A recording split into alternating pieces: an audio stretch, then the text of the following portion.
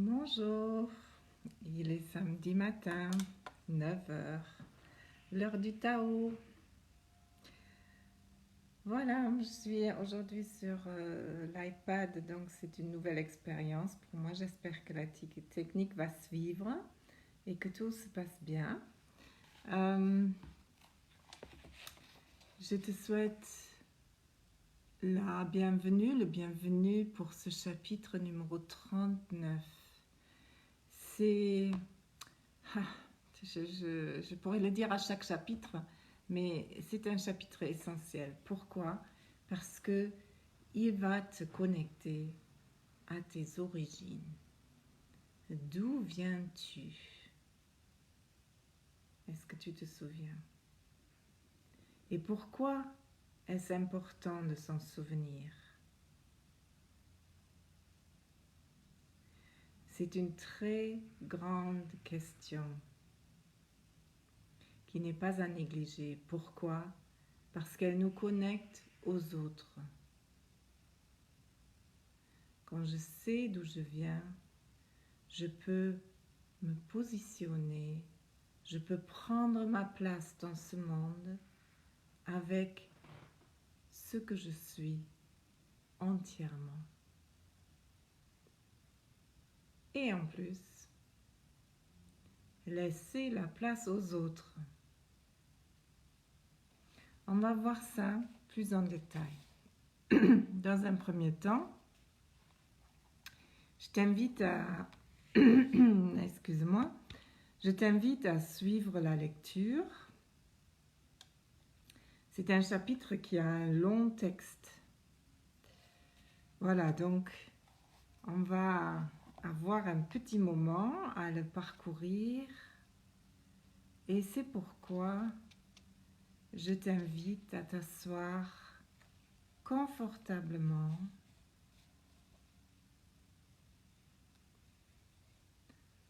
à t'installer, à prendre les appuis avec le sol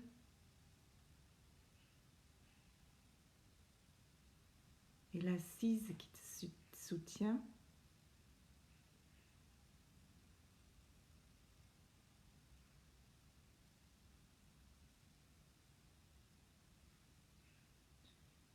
Et puis,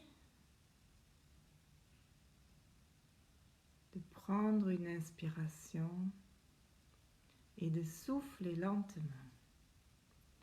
Donc, installe-toi confortablement. Sens bien tes appuis avec le sol. Et puis, mets-toi en disposition à écouter sans chercher à comprendre. C'est toujours le même principe. Nous essayons de recevoir quelque chose de ce texte sans d'abord le comprendre. Ça demande un petit peu d'exercice, mais c'est un exercice très intéressant pour tout plein de choses dans la vie. De pouvoir d'abord recevoir ce qui se passe avant de réagir. Donc la disponibilité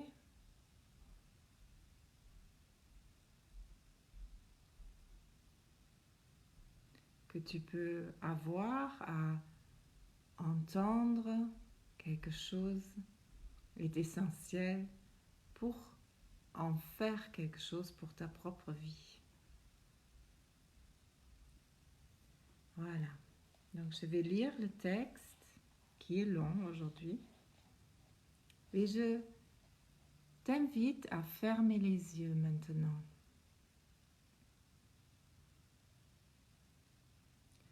À fermer les yeux et à suivre les mots, à suivre le son de ma voix sans te laisser amené quelque part par tes propres pensées.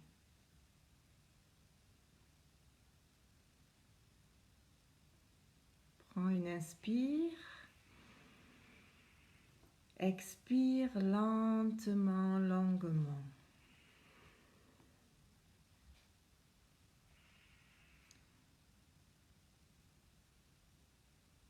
Écoute ma voix. Voici ce qui jadis parvint à l'unité. Le ciel parvint à l'unité et devint pur. La terre parvint à l'unité et devint tranquille. Les esprits parvinrent à l'unité et devinrent efficients. Les vallées parvinrent à l'unité et se remplirent. Les êtres parvinrent à l'unité et se reproduisirent. Les princes et les seigneurs parvinrent à l'unité et devinrent l'exemple de l'univers. Si le ciel n'était pas pur, il se déchirerait. Si la terre n'était pas tranquille, elle se ruinerait. Si les esprits n'étaient pas efficients, ils s'anéantiraient.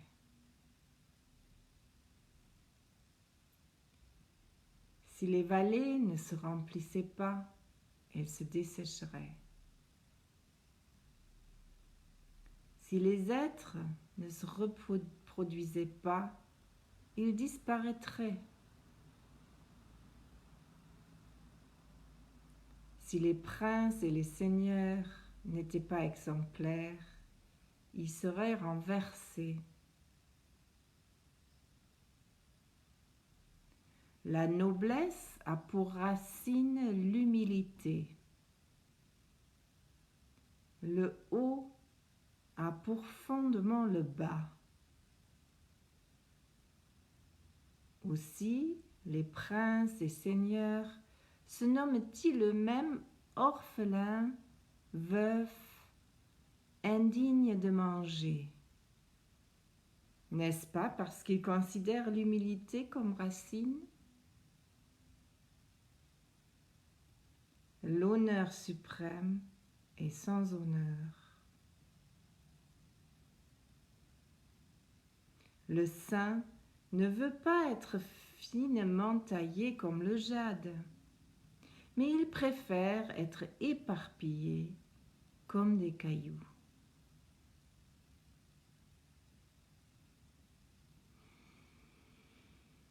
Inspire, expire longuement.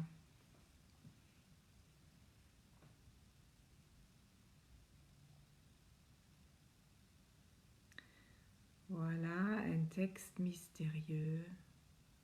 Et je t'invite, comme chaque fois, tout d'abord, de laisser résonner en toi ce que ce texte évoque, tout simplement, sans réfléchir. Quelles sont les images qui te viennent à l'écoute de ce texte? Qu'est-ce que tu ressens? Qu'est-ce que ça a fait bouger en toi? Est-ce que ça évoque des images? N'importe, sans juger. Et s'il n'y a rien, c'est qu'il n'y a rien à dire pour l'instant, et c'est très bien comme ça. C'est que tu te laisses complètement habiter par ce que tu viens d'entendre et que tu peux le recevoir sans le juger. Bravo!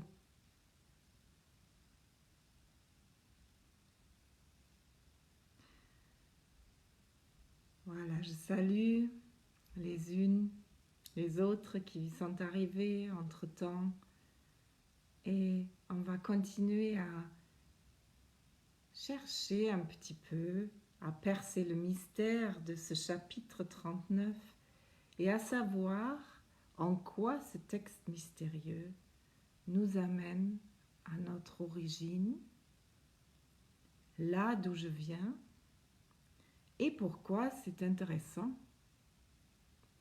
Pourquoi nous avons besoin de savoir, ou plutôt de nous rappeler d'où nous venons. Le texte est très long, donc je ne vais pas... Pardon, j'ai quelque chose dans la gorge ce matin. Je ne vais pas le reprendre comme je fais souvent, ligne par ligne, ce serait beaucoup trop long ce matin. D'autant plus que nous retrouvons ici le schéma des autres chapitres, ou enfin en tout cas qui se présentent souvent, les répétitions avec des niveaux d'incarnation, on va dire. Alors, celles et ceux qui arrivent pour la première fois aujourd'hui, bon, c'est une suite, hein, on est au chapitre 39 et au fur et à mesure des chapitres, on rentre bien sûr de plus en plus dans la modalité de ce texte et on comprend qu'il y a certains schémas qui se répètent, entre autres le schéma des répétitions qui donnent à la fois des explications, des exemples sur ce qui est dit pour qu'on le comprenne plus aisément, mais ces exemples sont très souvent aussi différents niveaux, on va dire, niveaux dans le sens de couches, qui nous amènent à notre incarnation. Qui je suis ici sur Terre? Je suis dans mon corps d'humaine, et mon corps d'humaine est une forme qui me donne un certain cadre. Je ne peux pas faire tout ce que je veux dans mon corps. Je peux faire plein de choses. Mais, par exemple, je ne peux pas voler, en tout cas pas sans avion, ou sans autres ustensiles qui me permettent d'être dans les airs. Mais voilà, mon corps me conditionne et il me donne aussi certaines possibilités. Mon corps réagit à ce qui se passe à l'extérieur et ça se transcrit dans le corps. C'est pour ça que je peux, par exemple, comprendre certaines affections physiques, des douleurs qui se présentent à moi, des symptômes, que je peux comprendre à travers comment je réagis au monde environnant. Beaucoup de problèmes physiques, voire des maladies, ont des sources émotionnelles. Pas toujours, mais très souvent, il y a en tout cas un impact émotionnel, ça en général. C'est à peu près sûr. Revenons à notre texte. Alors ça commence fort parce que le texte il dit « Voici ce qui jadis parvint à l'unité ».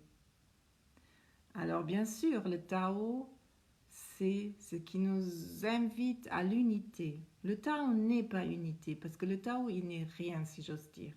Le Tao, c'est le nom qu'on a donné et c'est rien. Et c'est tout.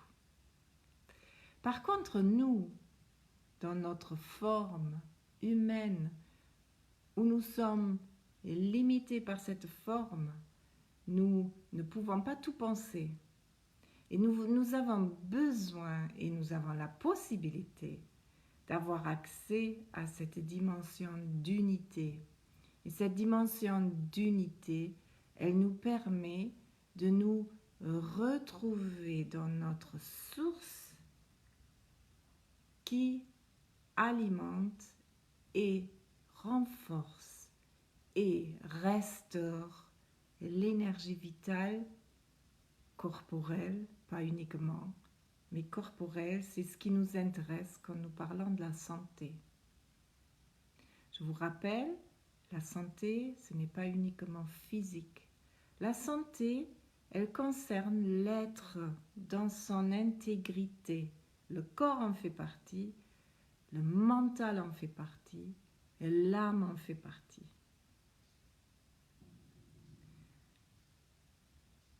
Tao nous aide à rechercher toujours et encore cette unité.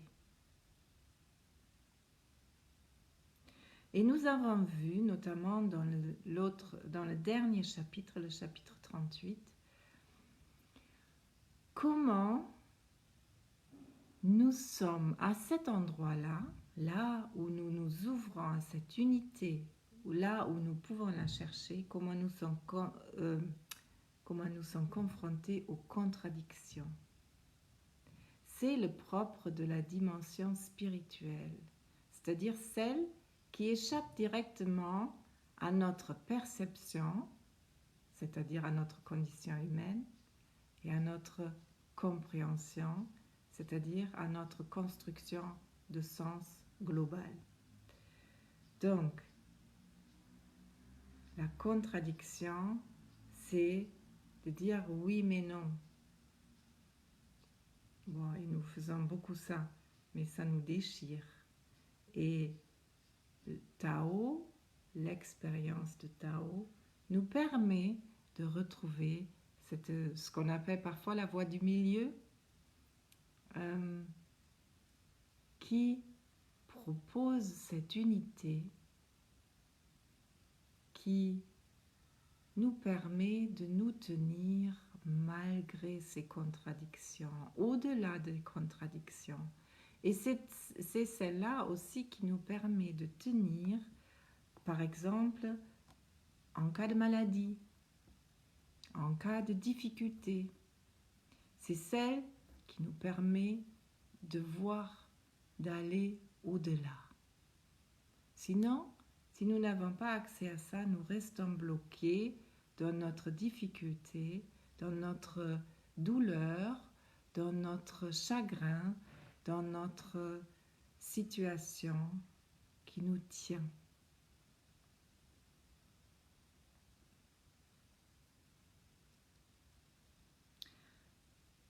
Alors, ce texte, il reprend aussi le chapitre précédent, c'est-à-dire le chapitre 38, qui parlait des contradictions et qui parlait de la vertu, le niveau d'insertion, on va dire, dans la vie sur Terre. Et il répète ici quelque chose qui est essentiel pour comprendre d'où tu viens. Il dit aussi, les princes et seigneurs se nomment-ils eux-mêmes orphelins, veufs, indignes de manger? N'est-ce pas parce qu'ils considèrent l'humilité comme racine? L'honneur suprême est sans honneur. Le saint ne veut pas être finement taillé comme le jade, mais il préfère être éparpillé comme des cailloux. Pourquoi il veut ça, le saint?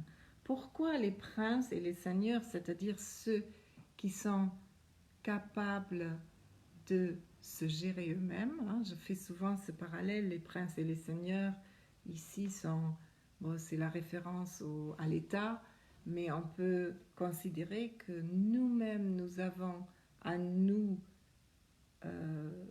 considérer ou à nous gérer comme un État. Nous sommes faits de plein de choses.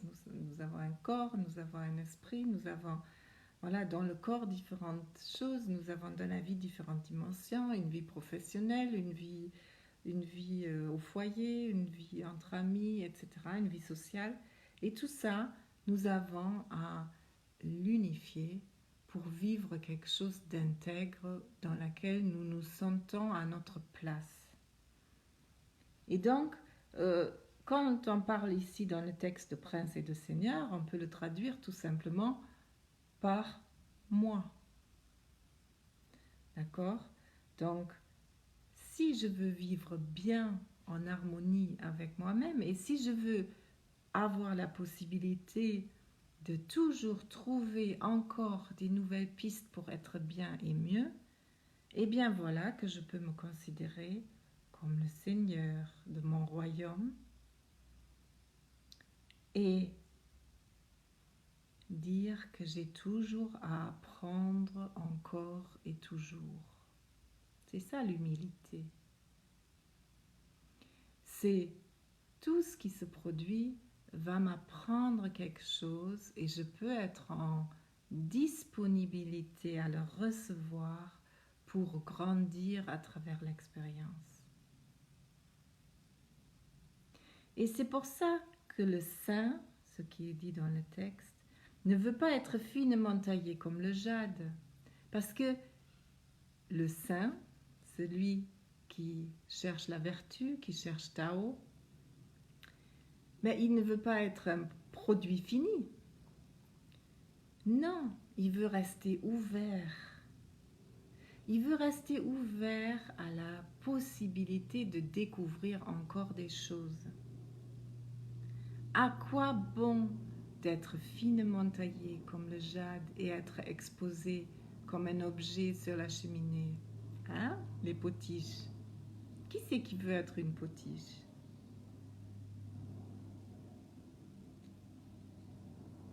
Non, il préfère être éparpillé comme des cailloux, c'est-à-dire pouvoir toujours avoir des morceaux du puzzle qui l'aident à construire l'intégrité, l'unité à chaque instant.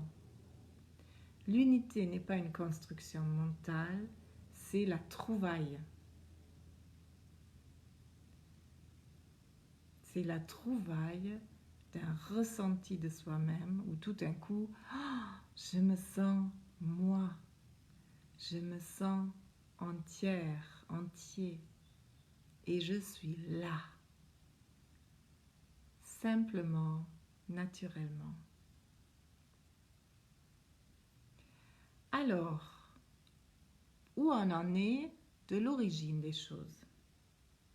L'origine, donc, veut dire ici que oui, tu peux toujours revenir à cet état neutre, cet état de comme un enfant où tu peux te laisser découvrir, où tu peux te laisser habiter par ce qui est là et comme si tu étais tout neuf, tout neuf ou toute neuve, pardon, à être impressionné, je pourrais dire, par ce qui se passe autour de toi et comment tu peux te laisser habiter par ça. Comment tu peux te laisser grandir par ça. Et l'origine, du coup, te ramène à cet état d'innocence, oui, d'humilité qui va aussi te relier aux autres. Parce que quand tu es dans cette conscience-là, que tu as toujours encore tout à construire, même si tu as déjà construit d'énormes choses, alors tu vas accorder la même chose aux autres. Et ça, c'est essentiel. Moi, j'ai appris ça, par exemple, en venant vivre en France. Ça fait longtemps maintenant que je vis en France, mais je suis une étrangère, malgré tout. Et je me souviens comment, au début, ça m'a amené à me connecter à cette origine, à l'origine du tout, où je pouvais considérer que oui, je suis différente et à la fois non, je fais partie de l'humanité. Et c'est dans cette humanité-là, c'est-à-dire dans la reconnaissance de qui je suis, une humaine, tout simplement, rien de plus, et que les autres autour sont aussi des humains, rien de moins et rien de plus, que j'ai su me connecter. La connexion au-delà des apparences, au-delà des limitations que la culture ou la raison m'impose, me permet de me connecter dans les origines à l'autre et J'ai fait un double sens là, je viens de m'entendre parler, désolée. Donc la connexion, oui, me connecte. Et comment trouver cette connexion? C'est toujours dans cette source, dans cette connaissance qu'au fond, il y a une source qui me dépasse, qui est plus grande que moi, à laquelle je peux me référer et surtout dans laquelle je peux me poser. Comme tu t'es posé tout à l'heure sur la chaise qui t'a tenu, comme tu t'es posé sur cette terre qui t'a tenu, la confiance que tu n'as pas eu besoin de questionner. Si je pose un pied au sol, la terre va me soutenir. Tu n'en as pas douté, n'est-ce pas? Voilà. Tao, il est là, tu n'as pas besoin d'en douter. Tu as juste besoin de t'abandonner et de te rendre disponible à ça. Voilà, je pense que j'en ai assez dit pour aujourd'hui. Un grand chapitre. Nous retrouvons la suite, si je peux dire, la prochaine fois, le chapitre 40, qui, lui, du coup, se rattrapera en étant vraiment ridiculement court. Non moins intéressant, mais voilà, donc je t'attends pour ça la semaine prochaine. Et bien sûr, si tu veux vraiment travailler sur toi, si tu veux trouver, toi, la place qui est la tienne dans ce monde, ici, dans ton corps, avec tout ce que tu as en toi, alors tu sais que tu peux faire appel à moi pour t'aider sur ce chemin et tu as la possibilité d'obtenir un entretien gratuit avec moi pour voir comment je peux t'aider. Voilà, donc je te souhaite une bonne journée, un bon week-end et je te dis au plus tard, à la semaine prochaine. Je serai ravie de ton commentaire en bas de la vidéo dans le groupe pour que je puisse répondre à des questions éventuelles que tu aurais et rebondir ou tout simplement te saluer. Voilà, bon week-end et à bientôt. Au revoir.